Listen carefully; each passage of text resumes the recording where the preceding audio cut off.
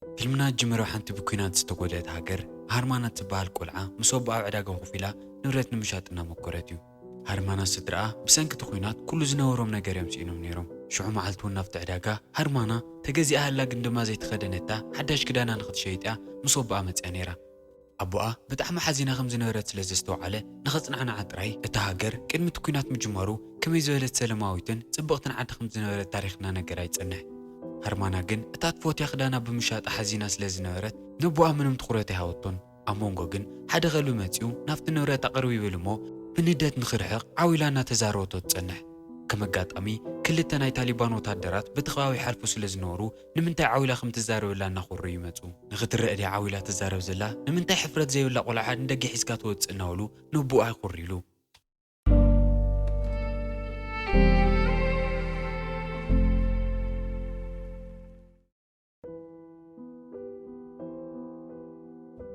هرمانا بزيروان تقارن توم وتادرات بتعم فرحة نحقفو بقى أتاخد تحبق تمكر أبو أنا هرمانا دما رجعيلو حنتو قالوا نساس لزخوناتن كالي ود سلازي ولو لعا حزوان خوت خمس تجددن كرد أمي مكر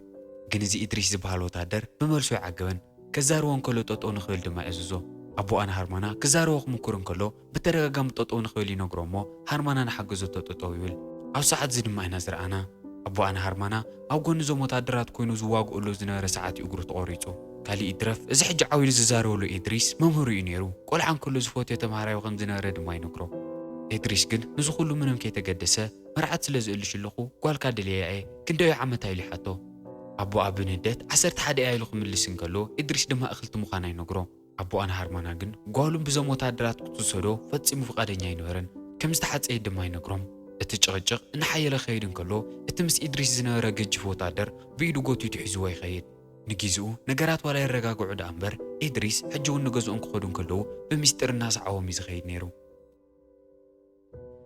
نمشوتون كالوت ناي طالبان وتادرات حزو بممصا نبو انا هرمانا زي فقدو مصحف خمسه حزن نوغالات مصحفن منباون كم زلا مدن وانجيلو نخسر حزو يخيد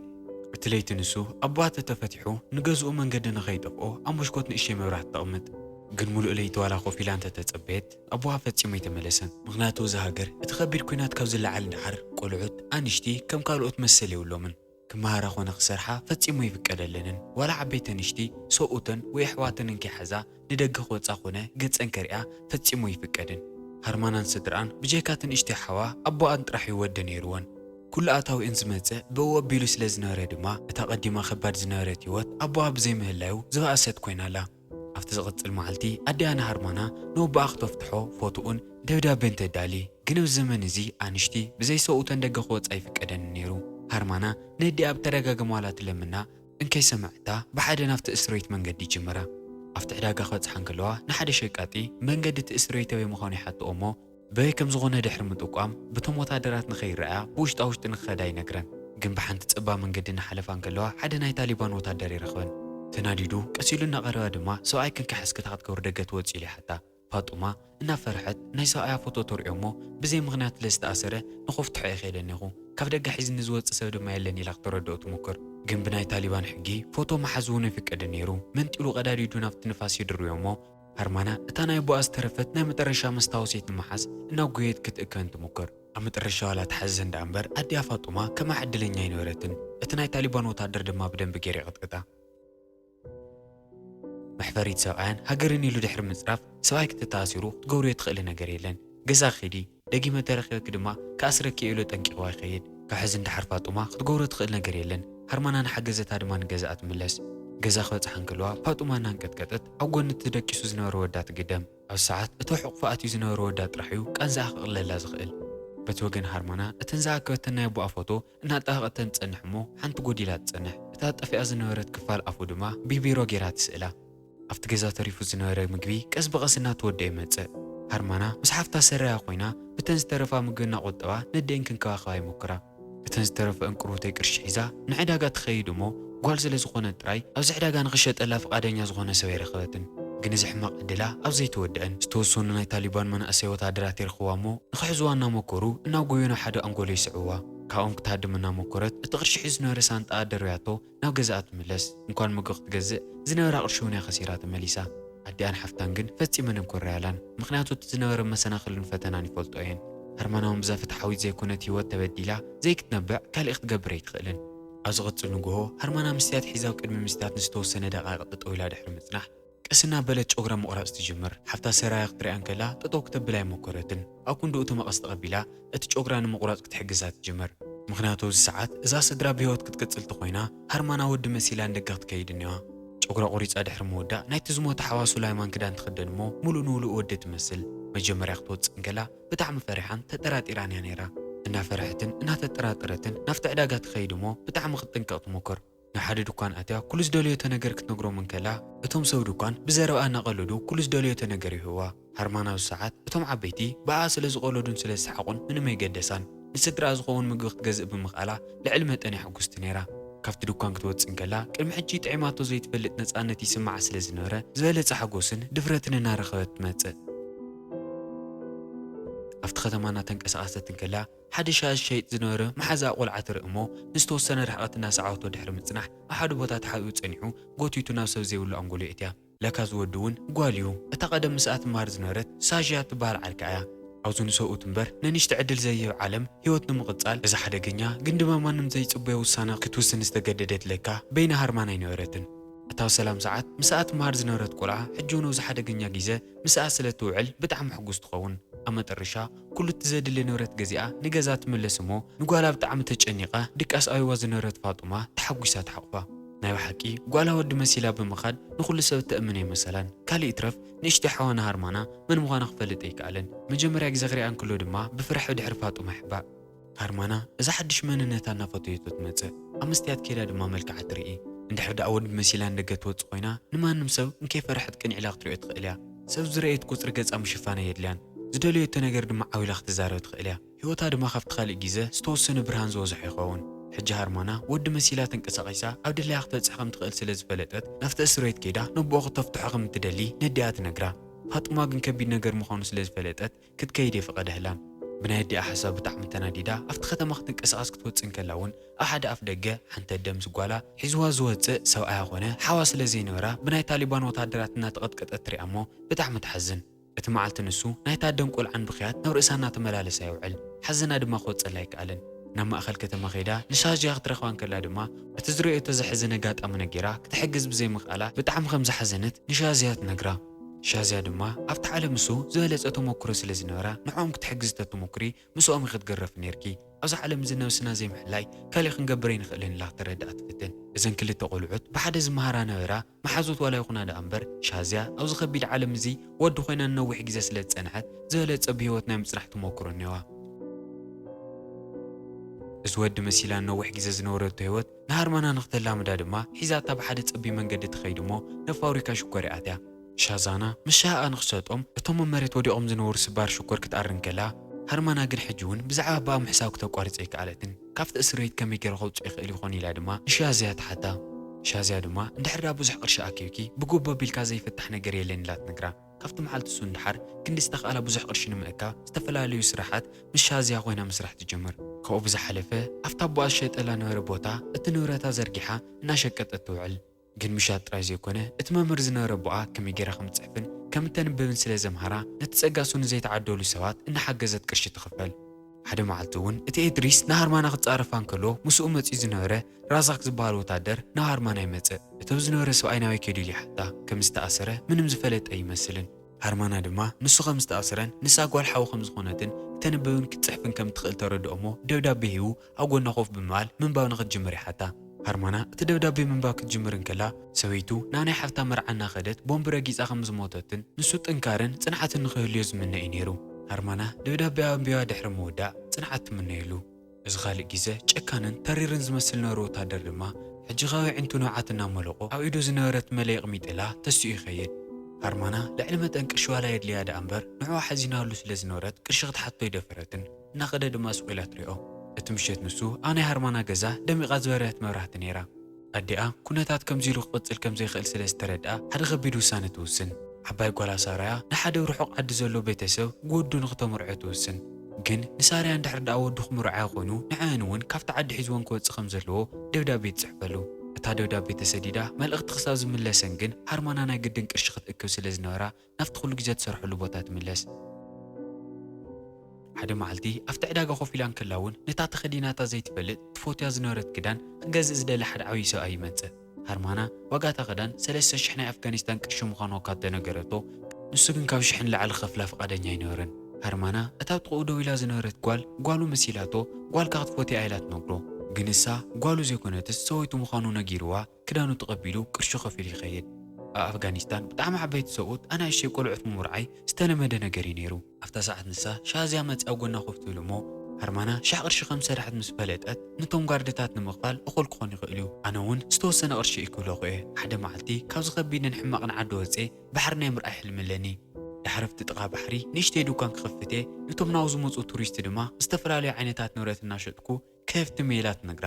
ኣብዚ ተስፋ ዘይብሉ ነጎላት ዕድል ዘየው ከቢድ ህይወት ኮይነን ዋላ ጽቡቕ ሕልሚ ምሕላም ፈጺመን ኣይቋረፀን። ሃርማና ድማ ኩሉ ትብላ ንብረት ብሕልና እናቐረፀት እቲ ቦታ ጽቡቕ ምዃኑ ትርዳእ እሞ ሓደ መዓልቲ ምስኣ ክትከይድ ከም ትምነ ንሻሃዝያ ትነግራ። እቲ መዓልቲ ንሱ ፍጥነት ንገዛ ትኸይድ እሞ ገዚኣቶም ዝነበሩ ንብረታት ንሓፍታ ሳርያ ሂባ እናጎየት ናብቲ እስር ቤት ትኸይድ። እቲ መንገዲ ነዊሕን ብሓመድ ዝተመልአን እዩ ነይሩ።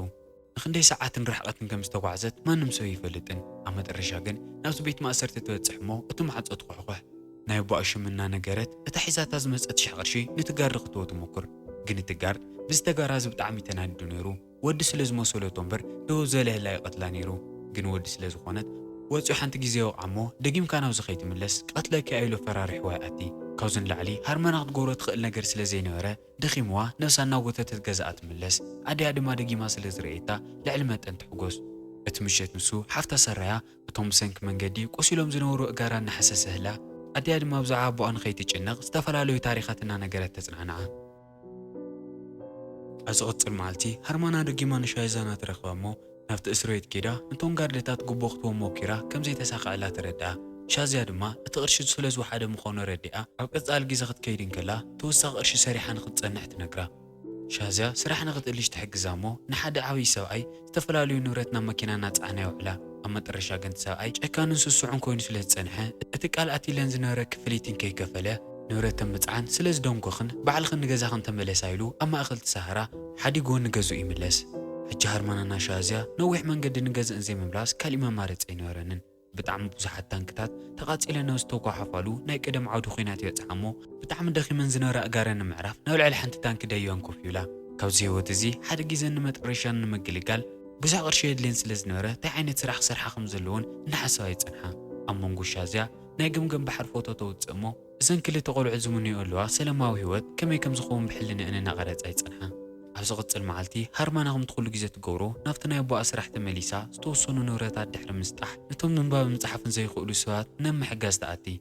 ብዙሕን ከይጸንሐ ራይዛክ ይምለስ እሞ ኣብ ዝሓለፈ ሰዓትን ከይከፈላ ስለ ዝኸደ ይቅርታ ይሓታ። ኣብ ጎና ኮፍ ክብል እንከሎ ሃርማና እውን እታ ደብዳቤ ኣቕሚጣታ ስለ ዝነበረት ኣውፂኣ ትቐብሎ እሞ ናይ ሰበይቲ ሽም ኣበይ ወገንያ ተፃሒፋ ነይርኢኒ ኢሉ ይሓታ።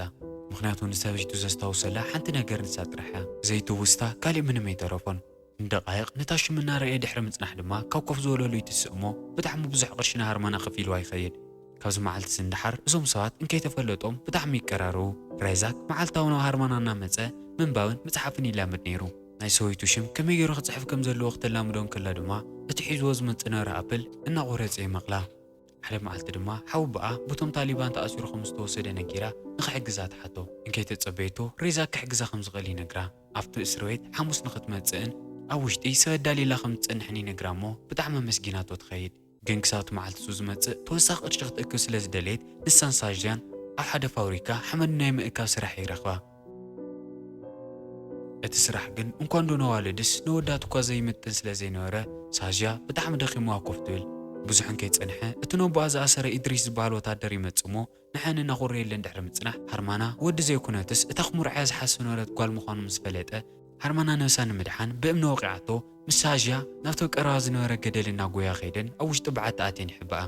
ኢድሪስ መሳርሒ ሒዙ ዋላ እናሰዓበን ይጽናሕ። መእተይቲ በዓቲ ጸቢዩ ነይሩ። ንኡ ክእትዮ ስለ ዘይከኣለ ድማ ንሰማይ ዝተወሰነ ጥይት ይትኩስ እሞ ንኽወፃ ይጽበየን። ግን ፍታ ሰከንዲ ንሳ ደጊሙ ኩናት ተላዒሉ ስለ ዝነበረ እቶም ምስኡ ዝነበሩ ወታደራት ቀልጢፉ ንኽመጽእ ይእዝዝዎ። ሃርማና ንገዛት ምለስሞ ንሓሙስ ተወሰነ ግዜና ተጸበየ ድሕሪ ምጽናሕ ነቦኣ ተድሕነላ መዓልቲ ተኣክል ኣብ ተመሳሳሊ ሰዓት ኣዲኣ ፋጡማ ንሓገዝ ደብዳቤ ጽሒፋሎም ካብ ዝነበሩ ቤተሰባ መልሲ ይመጻ ሳራያ ሰበይቲ ጎድኑ ክትከውን ፈቃደኛ ከም ዝኾነን ኣብ ዝቕጽል መዓልቲ መጺኡ ሒዝወን ከም ዝኸይድን ይነግረን ግን ዝፈጠረ ዋላ ይፈጠር ዳ እምበር ሃርማና ነቦኣን ከይርኤቶ ክትከይድ ፈቃደኛ ኣይነበረትን ኣዲኣ ፋጡማ ብተደጋግማ ዋላ ተለመነታ ቅድሚ ምኻድን ኣጋጣሚ ተፈቲሑ መጺኡ ንኸይስእንን ኣበይ ከም ዘሎ ክትነግሮን እታ መርኩሱ ንመጠረሻ ግዜ ተቐብሎን ክትከይድ ትውስን እሞ ኣዲኣ እውን መማረፂ ምስኣነት ፈቃደኛ ትኸውን ግን ቅድሚ ናፍቲ እስር ቤት ጉዕዞ ምጅመራ ነታ ትፈትዮ ዓርካ ሻይዛ ክትሰናበት ትኸይድ ሻዝያ እውን እቲ ናብቲ ዓዲ ንምጥፋእ ዝኹሉ ግዜ ሰሪሓ ዝዓቆረቱ ቅርሺ ሃርማና ቦኣን ምፍታሕ ንኽትጥቀመሉ ሓገዝ ክኾና ትህባ ሓደ መዓልቲ እንድሕር ደኣ ዝረኺበን ብሓደት ባሕሪ ንምርኣይ ከም ዝኸዳ ድማ ቃሊታ ኣታትያ ግን ንነዋሕቲ ዓመታት ብኩናት ትጓነፅ ዝነበረት ሃገር እዛ ስንብት እዚኣ ናይ መጠረሻ ክትከውን ትኽእል እያ እቲ ቀትሪ ንሱ ሃንደበት ኩናት ክጅምር እንከሎ ግን እቶም ጽርግያታትን ከይተዓጽኡ ነቶም ቤተሰብ ካብቲ ዓዲ ንምውፃእ እቲ ፋጡማ ሊኢኻሉ ዝነበረት ቤተሰብ ኣይመጽእ ፋጡማ ጓላ ሃርማና ገና ስለዘይተመለሰት ሓዲጋታ ንኽትከይድ ፈቃደኛ ኣይነበረትን ግን እቲ ዝተለኣኸ ወዲ ካብቲ ከተማ ቅድሚ ጽርግያ ምዕጻዩ ሒዝወን ንኽወፅእ ብጣዕሚ ተሃንጥዩ ስለ ዝነበረ ነቲ ንእሽተይ ወዳ ንፋጡማ ተሸኪሙ ሒዝወና መኪና ይኸይድ እሞ ናብ ጎያ ዘይምስዓብ መማረፂ ኣይነበረንን ኣብ መጠረሻ ናብ መኪና ተሰቒለን ካብታ ከተማ ንምውፃእ ጉዕዞ ይጅምራ ሃርማና ግን ኣብ ሰዓት ዝፍቲ ቤት ማእሰርቲ በፂሓያና ክሳብ ዘለዋ ድምፂ እናውፀት ድማ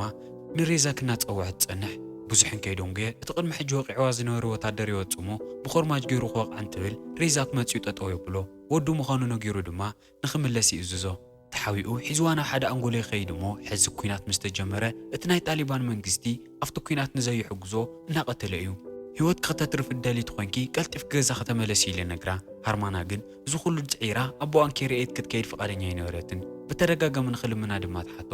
ምንም ለውጢ ስለ ዘይርኤት ድማ እቲ ሓቂ ትነግሮ እቲ ሰብኣይ ንሱ ኣቦኣ ምዃኑን ስድራኣ ንምሕጋዝን ንኡ ንምእላሽን ኢላ ወዲ መሲላ ከም ዝወፀትን ተረድኦ ሬዛክ እዚ ሓቂ እዚ ክሰምዕ እንከሎ ብጣዕሚ ይድንግፅ ሰንኪ እዚ ኩናት እዚ እዛ ፀንቁልዓ ኣብዘይ ዕድማ ክንደይ ነገር ኣሕሊፋንያ ድማ ይሓስብ በህልኻን ሓቦኣን ተነኺኡ ድማ ነውሳዊ ሓደጋ እትዩ ንኽሕግዛ ከም ዝምክርን እንድሕር ዳኣ ፀሓይ ክሳብ ተዓርብ ተዘይተመሊሱ ግን ቀልጢፋ ንገዛኣ ንኽትከይድ ንድሕሪት ከይትመለሰት ድማ ንኽትጎይ ይነግራ ሬዛክ እንተመሊሱ ናብቲ ቤት ማእሰርቲ ካብ ዝኣቲ ፀሓይ ንኽትዓሩ ሰዓታት ጥራሕ ይቐሪዋኒ ሃርማና ክትፅበን ከላ ግን መዓልታት ኮይኑ እዩ ተሰሚዕዋ ነተን እሱራትን ወታደራትን ሒዘን ዝመፃ ነበራ መኻይን እቲ ማዕፆ ክፈት እንከሎ ድማ ታንጢ ኣቦኣ እናወፃ ክትርኢ ትምነ በቲ ወገን ሬዛክ ኣብቲ ውሽጢ ቤት ማእሰርቲ ካብ ሓደ ክፍልና ዞረ ድሕሪ ምጽናሕ ነቦኣና ሃርማና ሓንቲ እስረይቲ ይረኽቦ ናብ ማእገሩ ተሸኪሙ ሒዝዋ ክመፁ ክምክሩ እንከሎ ግን እቶም ካልኦት ናይ ታሊባን ወታደራት እንታይ ከም ዝገብርሎ ተረዲእዎም መሳርሒኦም ይጥቅሙ እሞ ጠጠው ንኸብል ይነግርዎ ሬዛክ ነቲ ወታደር ቀስ ኣቢሉ ከረድኦ ይሞክር ግን ከዓ ተኹሲ ዝተርፍ ኣይነበረን ኣብ መጠረሻ ሃርማና እናተፀበየት ውዒላ ፀሓይ ዋላ ትዕረብ ዳ እምበር ነቦኣ ቀቢፃ ገዛኣ ክትምለስ ፈፂማ ኣይከኣለትን እቲ ምሸት ንሱ ፀሓይ ካብ ትዓርብ ክንደይ ከም ዝፀንሐት ማንም ኣይፈልጥን ግን ድሕሪ ክንደይ ትፅቢት ሬዛክ ነቦኣ ተሸኪሙላ ይመፅእ ሬዛክ ብጣዕሚ ስለ ዝሓሰበላ ነበረ ነቲ ብጥመይ ተዳኺሙ ዝነበረ ቦኣ እቲ ደፍአላ ዓረብያ ከይተረፈት ይረኺብላ ናብ ልዕሊ ኣይሰቕሮ እሞ ንሃርማና ቀልጢፋ ካብቲ ቦታ ንኽትረሕቕን ንድሕሪትን ከይርኤት ንቕድሚት ንኽትከይድን ይነግራ ሃርማና ሬዛክ ኣቦኣ ንምድሓን ኢሉ ህይወቱ ሓደጋ ከም ዘእተየ ተረዲእዋ እናነበዐት ተመስግኖ እሞ ኣብ መንጎ እዞም ሕማቓትን ጨካናትን ሰባት ገለገለ ርህሩሃት ከም ዘለዉ ተረዲእዋ ናይ ኣቦኣ ዓረብያ እናደፍአት ትኸይድ በቲ ወገን ንፋጡማን ስድራን ሒዛ ዝነበረት መኪና ተባላሻ መንገዲ ጠጠው ትብል እሞ ካሊእ ዝሓልፍ ነበረ ወዲ ምስ ዕረየሉ ፋጡማ ኣብቲ ቦታ ፀኒሓ ጓላ ንኽትእልሽ ወሲና ስለ ዝነበረት ተመሊሳ ናብታ መኪና ንኽትኣቲ ፈቃደኛ ኣይኮነትን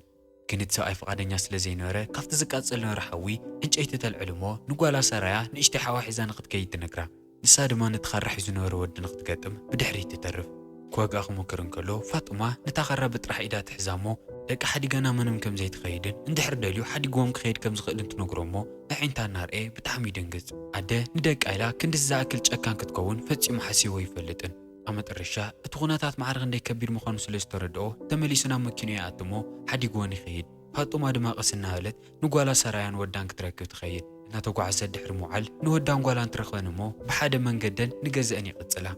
ሃርማና እውን ነቦኣ እቲ ኩሉ ግዜ ዝነግራ ነበረ ታሪኻት እናነገረት ወርሒ ርያትላ ነቦኣ ሒዛ ገዛኣ እናተመለሰት እናርኣና ፊልምና ይውዳእ ካብ ናይ ሎማዓንቲ ፊልምና ብዙሕ ቁም ነገር ከም ዝሓዝኩም ፈፂመ ይጠራጠርን ኣብ ውሽጡ ዘርዚርካ ዘይውድኡ ብዙሓት ዓሞቕቲ መልእኽትታት ስለ ዝሓዘ ካብ 18 ወይ ክሓልፍ ንስኹም ከዚ ፊልሚ ክንደኢኹም ክትብዎ ኣብ ኮመንት ጸሓፉለይ ሓሳብ ርእይቶኹም ምክፋል ነዚ ቻናል ሰብስክራይብ እዚ ቪድዮ ድማ ላይክ ማልከይ ትርስዑ ኣብ ዝቕፅሉ መዓልታት ብኻልኦት መደባት ክሳብ ንራኸብ ሰናይ ቅንያት